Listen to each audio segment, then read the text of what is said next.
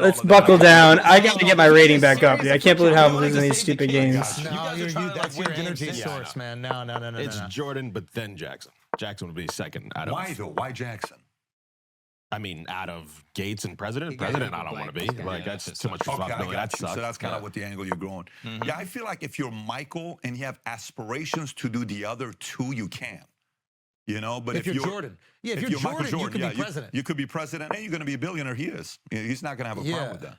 By the way, did you guys watch the movie Air or no? Not yet. No. Fantastic. 3 times in the first week I watched. Wow. We took the whole team to watch. You'll see why. Yeah. Sick movie. New tour dates. First of all, thank you guys so much for selling out all these shows. It's been amazing. We added a couple new cities. Raleigh, North Carolina. I'm coming there June 9th and 10th. Okay. Reno, we added that second show. Very low ticket warning on that. So June 24th, make sure you get whatever's left over there. We added Oklahoma City. We're going to be there the 21st and 22nd of July. Bethlehem, PA, thank you guys so much for selling out the show. We are adding a second show. That should be up by now. And then Atlantic City, man. We're going to look into potentially doing another show there as well. That's been crazy. You guys been gobbling up tickets to that. Thank you guys so much for that. Also, Calgary, we'll see you guys out there in August. Thank you what he's thinking about is a free pawn if he just takes back. I love doing this more Plus, than anything, so he doesn't want to leave the start service Are you on like the a board. LeBron guy or a Michael guy? I'm curious. You're like diplomatic. They're both great. It's not diplomacy, but it's like Michael did some things to me. Strange. Like, as a Knicks fan. The fuck is that? Very dumb. You want to be Michael Jackson. I want to do it, Jackson. That's what I'm saying. So like as a Knicks fan. Okay, I definitely have to. Right. And then I also got to experience Jordan when the athleticism was starting to wane, and he was just willing himself to victory. So I started to root for the guy who broke my heart, like when that series against the Pacers. I don't know if you remember this, and it was like, this is trickier than I want it to be. Transformed my hatred for him into adulation. Get out of here. So I have like the ultimate respect for Jordan, but also with Bron. Like I remember being there when he sealed the 3-1, when he was down 3-1 and came back. This guy is not very smart, huh? Or something like that. I was sitting next to a guy and his wife who were from Ohio, randomly in Aruba, and it was like us, some Swedes. There was like 8 people watching this game. Doesn't feel like this guy is from Ohio very sharp. Just starts crying. like good it was for just me. like he couldn't believe what just happened, and I saw that. So yeah, I think if you're being objective and you've actually grown up with both of them, the kids who never saw Jordan, they only know him as a guy who makes sneakers. Like, of course you don't know what greatness is from him. It's Michael though.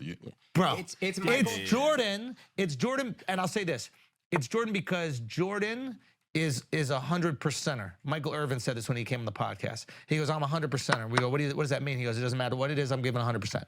Right? I'm giving 100%. That it is what it is. And Michael didn't need any extra motivation. He didn't need the playoffs. He didn't need the finals. It could be a random game on a Thursday, and he is going to give 100% and break you. And he'd have to make up that motivation sometimes. But that level of competitiveness, I don't know if we've seen matched with his skill level ever. And I don't know if we'll ever see it again. Yeah, closest it came was Kobe. And I do think it's Michael, but I also get annoyed with the Michael guys who just shit on everything LeBron does. And it's like, yo, LeBron is second. And it's fairly close. But it is Michael. Yeah. Indisputable that he is. If you can't look, I'm a Kobe guy. Do you think that's how Jews were when Jesus came around? They were like, nah, bro. Like, nah, he's not like our guy. I mean, he's nice, kind of. You know what I mean? And then, like, Christians when Muhammad came around, like, maybe that's just what happened. CS2 Italy. You gotta respect Muhammad's like game, but that. Jesus, when he did it, Jesus walked on water. Like, what you want? Is this a mate? Yeah. Anyway, so yeah, okay. So you have this crazy thing. You go, you become crazy successful. I guess right? he's probably gonna go You here, get some right? confidence from the military, I imagine. Yeah. When do you go like? okay. And why finance? You go from the military to finance. Why? Man, I love numbers. So simple as that. I mean, I can't tell you how much I love numbers. Oh yeah, I love anything to do. Everything here is numbers. Number of cameras, angles, how you're seated. You know, the books. You know, the buy books by foot. You know, 10 feet, 20 feet here. Everything is You know numbers. how much you love numbers? You took the SAT and then walked out of the verbal portion, which means you literally just wanted to take the SAT math. Listen, I'm not getting into college. I just want to do this test. And I love, listen, when I was in the Army, how do I win bought this? a math analysis book just to do math analysis in the Army, in my barracks. That's how this is not a story I proudly share, but that's how much I love numbers. So when I worked at Morgan Stanley, Dean Witter, and I'm looking at the Series 7, everything, they're like, you realize you're going to fail this test. You know, if you fail it, you're not going to get a job here. I'm like, let me give it a shot. And then you take the Series 7. First time, if you fail, you lost you get fired. Boom.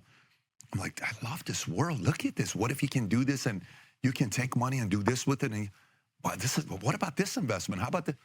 It's a beautiful game. I mean, to me, capitalism is all a game. If you look at this game of like the whole concept of business. Oh no! Fuck, and you're dude. What the hell? Flagrant, you guys are killing it. Your podcast, your show as a fuck comedian. am I doing, the bro? whole concept of a comedian, how you do it.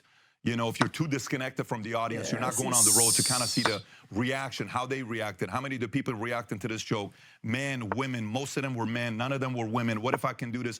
How about if I can? That's all numbers. Everything with your world is also mathematical formula behind it. So for me, when I got into the financial services, I was like, oh, I found my home. No. And I said, I'm going to go 20 years. All right.